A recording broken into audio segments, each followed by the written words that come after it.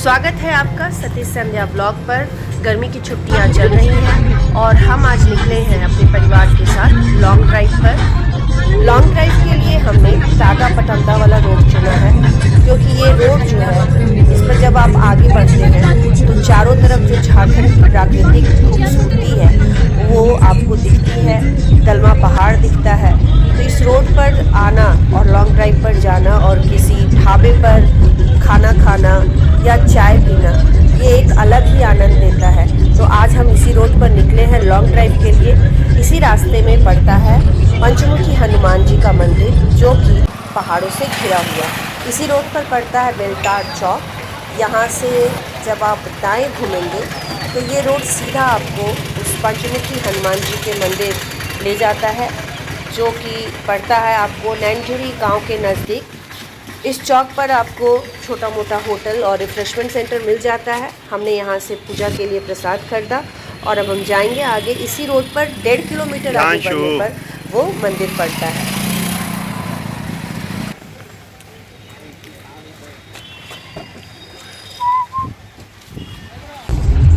ये है मंदिर का प्रवेश द्वार, जो कि मेन रोड पर ही स्थित है, और सामने है आपका ये पंचमुखी हनुमान जी का मंदिर।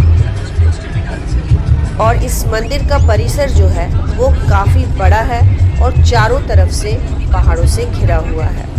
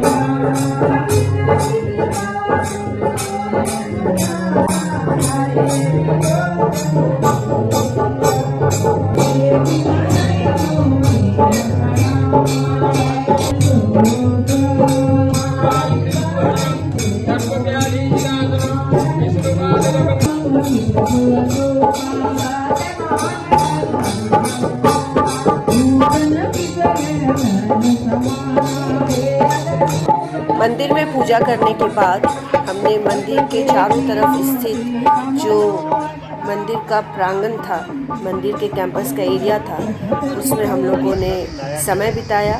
काफ़ी सुंदर और चारों तरफ से पहाड़ से घिरा हुआ। मंदिर के पीछे और कुछ नहीं, बस ऊंची ऊंची पहाड़ियाँ थी। तो ये जो नज़ारा था वो बड़ा ही खूबसूरत था।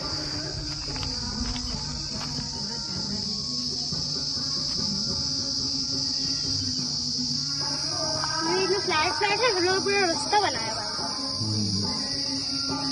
आता था। उसी में से एक बात तो मेरे को बताया, सर एक बात कभी वहाँ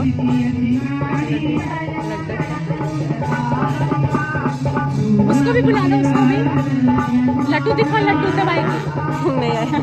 क्या पूछ रही है? क्या क्या काम है?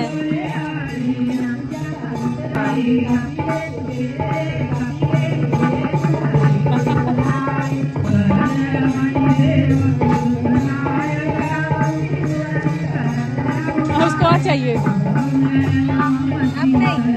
मंदिर परिसर में स्थित अन्य देवी देवताओं के दर्शन करने के दौरान हमें श्री महंत विद्यानंद सरस्वती जी से मिलने का सौभाग्य प्राप्त हुआ, जो कि श्री पंचदशनाम जूना अखाड़ा के अंतर्राष्ट्रीय प्रवक्ता है, और वे वहाँ काली माँ का एक अनुष्ठान करवा रहे थे। और ये जो मंदिर है वो उनके ही देखभाल में, उनके संरक्षण में ही बढ़ रहा है। तो उन्होंने हमें इस मंदिर के इतिहास के बारे में बताया कि इस मंदिर का प्राण प्रतिष्ठान श्री श्री नरेंद्रानंद सरस्वती जी के द्वारा किया गया, और इस मंदिर की स्थापना 23 फरवरी 2018 को हुई।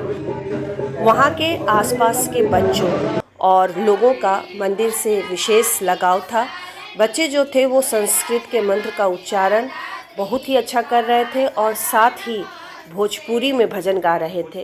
तो ये काफ़ी अनोखी बात थी, क्योंकि वहाँ जो उनका जो स्थानीय भाषा है वो हिंदी भी नहीं है, कुछ और है, और फिर भी वो इतना अच्छा भजन गा रहे थे।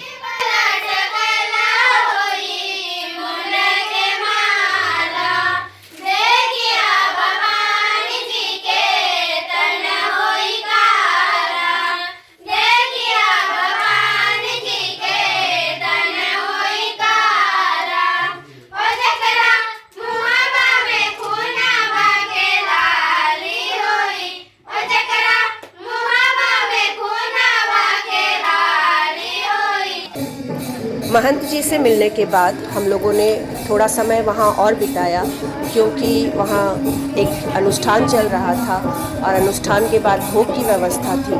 महंत जी का यह आदेश था कि हम भोग ग्रहण करके जाएं, तो इसलिए हम लोगों ने वहाँ थोड़ा समय और बिताया।